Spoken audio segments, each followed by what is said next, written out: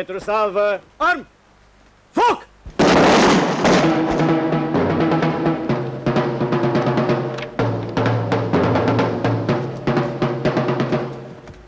Împăratul urăște fără de legea, iubește poporul, e părintele poporului. Aici răsplata credinței voastre. V-ați făcut datoria. Această zi de sărbătoare și bucurie să rămână pildă copiilor, nepoților, strănepoților. Primiți această medalie din partea majestății sale.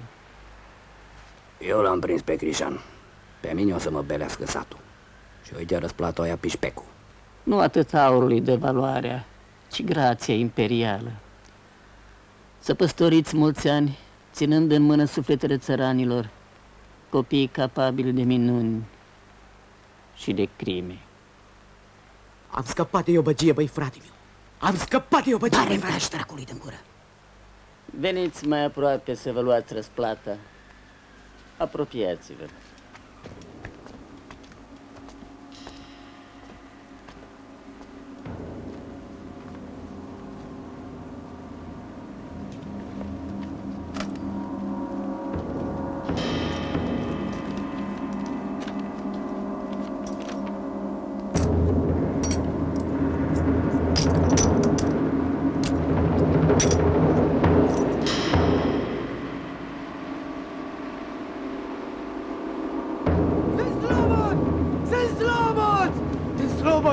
Eu, Matias Ion, sunt slobod!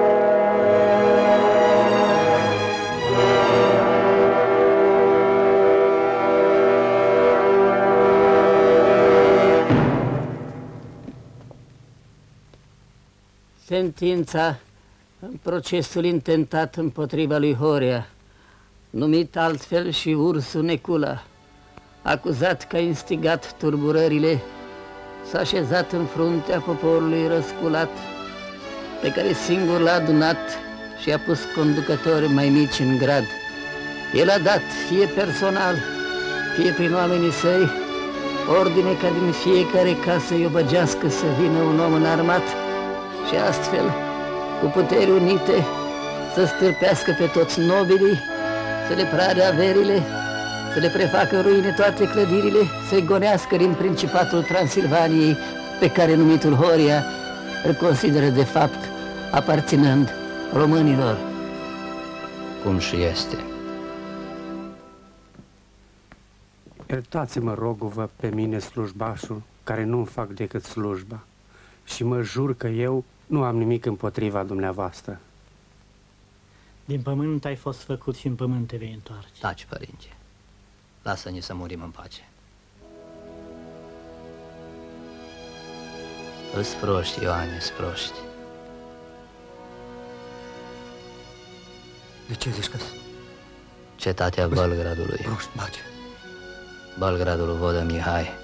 Îl dau nouă.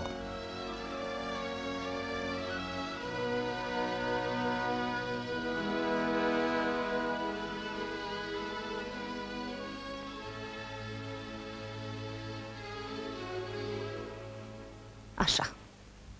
Pe mine m-ați pus voi să fiu țărancă.